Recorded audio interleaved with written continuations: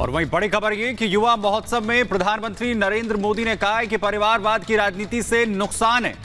युवा राजनीति में आए तो कम होगा परिवारवाद। भारत लोकतंत्र की जननी है और अमृतकाल युवाओं के लिए कर्तव्य काल है। युवा गुलामी मानसिकता से मुक्त है। वहीं इसका जिक्र प्रधानमंत्री नरेंद्र मोदी आज राष्ट्रीय युवा महोत्सव में करते नजर आए। आप सक्रिय राजनीति में आते हैं तो आप परिवारवाद की राजनीति के प्रभाव को उतना ही कम करेंगे। आप जानते हैं कि परिवारवाद की राजनीति ने देश का कितना नुकसान किया है। लोकतंत्र में भागीदारी का एक और महत्वपूर्ण तरीका है कि आप अपनी राय वोट के जरिए जाहिर करें।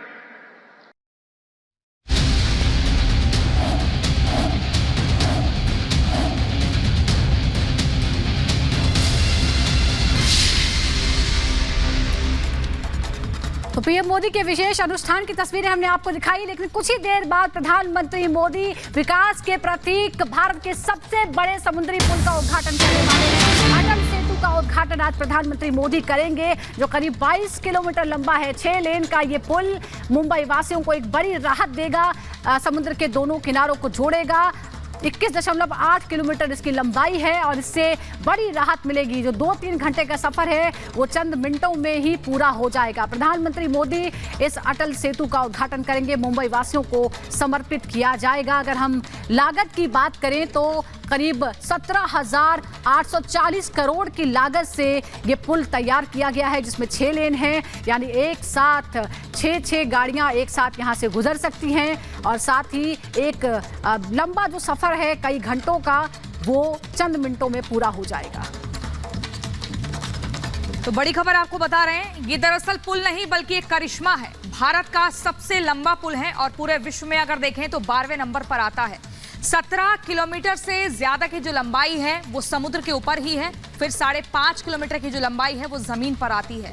खासियत हम आपको लगातार बता रहे हैं, इस पुल के ऊपर और नीचे सीसीटीवी कैमरे हैं। 190 सीसीटीवी कैमरे लगाए गए हैं, जिसमें आपको बता दें 130 से ज्यादा जो हैं वो हाईटेक कैमरे हैं। दोनों ही तरफ एक इमरजेंसी लेन भी है, लेकिन इस पुल पर आने जाने का टोल टैक्स भी देना होगा। आने जाने के लिए 375 रुपए हर रोज देने होंगे।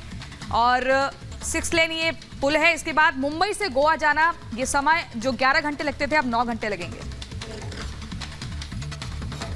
उधर बात करते हैं, मुंबई में वायुसेना ने आज एयर शो का आयोजन किया है, जो 14 जनवरी तक चलने वाला है।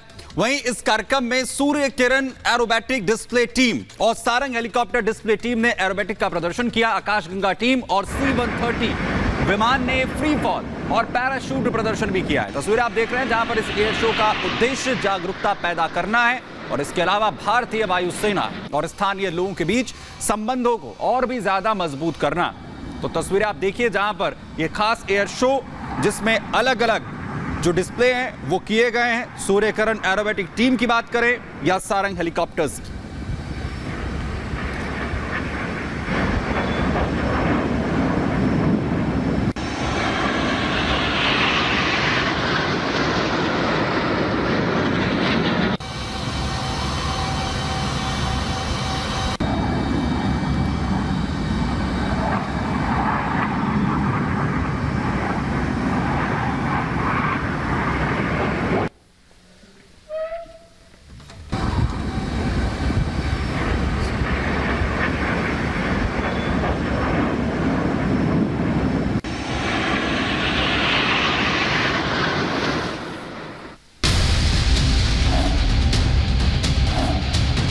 अभी कंस्ट्रक्शन हो रहा है मंदिरों का, वहाँ पर जाके वहाँ फोटो निकाल लेते हैं। कांग्रेस पार्टी का प्रभु राम विरोधी चेहरा राष्ट्र के सम्मुख प्रस्तुत हो चुका है।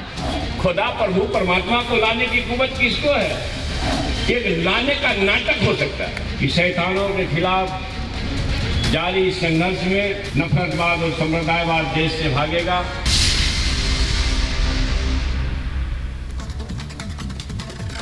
तो देखिए, बीते 48 घंटों में ही अखिलेश यादव का बयान बदल गया। कैसे, आपको बता दें, समाजवादी पार्टी के अध्यक्ष अखिलेश यादव ने कहा कि उन्हें अयोध्या में प्राणलला का जो रामलला का प्राण समारोह होना है, प्राण प्रतिष्ठा का जुड़ा हुआ समारोह, इसमें कोई निमंत्रण उन्हें नहीं मिला है। उनका कहना है कि कोई निमंत्रण, कोई कोरियर नहीं आया है। लेकिन इससे पहले अखिलेश यादव ने कहा था कि अगर निमंत्रण आएगा तो वो जाएंगे नहीं। तो आप देखिए किस तरीके से अभी समझना होगा कि पहले जो बयान दिया था वो सच था, या जो अब बयान दिया है वो सच है, या फिर झूठ बोल रहे हैं। क्या कुछ है, आप देखिए इस रिपोर्ट में।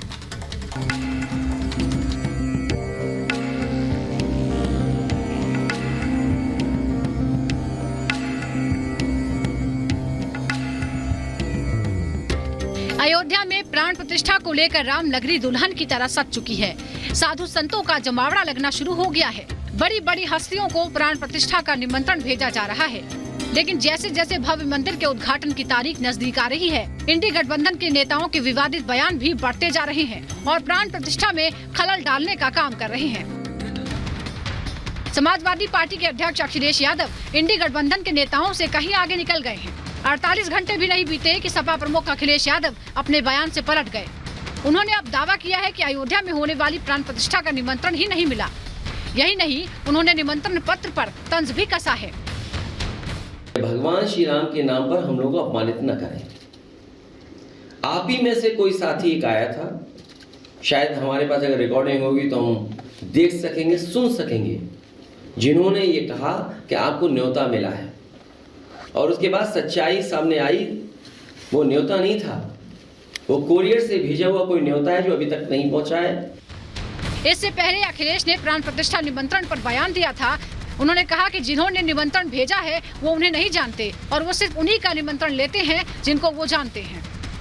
मैं नहीं जानता हूं, न मेरा कोई परिचय है, न मेरी उनसे कभी कोई मुलाकात हुई होगी। जो परिचय वाले हैं, हमारे व्यवहार में यही माना जाता है, जो परिचय जिनका होता है वही एक दूसरे को व्यवहार देते हैं। अखिलेश यादव के इस बयान का जवाब विश्व हिंदू परिषद के कार्यकारी अध्यक्ष आलोक कुमार ने दिया है। उन्होंने कहा कि सपा अध्यक्ष को अयोध्या में होने वाली प्राण प्रतिष्ठा का निमंत्रण भेजा गया है। मैंने पहले उनका ये बयान पढ़ा था कि बुलाएंगे तो जाएंगे, तो बुलाया है। और अब मैंने ये बयान पढ़ा कि राम जी बुलाएंगे तो जाएंगे। तो अब मैं इस बात की उत्सुकता से इंतजार कर रहा हूं कि समाजवादी पार्टी को और उसके अध्यक्ष को राम जी बुलाते हैं या नहीं बुलाते। अब सवाल ये उठता है कि सपा अध्यक्ष अखिलेश यादव पहले झूठ बोल रहे थे या फिर अब निमंत्रण को लेकर झूठ बोल रहे हैं। कांग्रेस के अलावा इंडी गठबंधन की कई पार्टियां निमंत्रण ठुकरा चुकी हैं, जिसमें सीपीआई, उद्धव गुट की शिवसेना और टीएमसी शामिल हैं। लेकिन समाजवादी पार्टी समारोह में शामिल होगी या नहीं, इस पर रुख साफ नहीं है, बल्कि अपने बयानों से बार बार पलट रही है। Bureau report, Republic Bharat.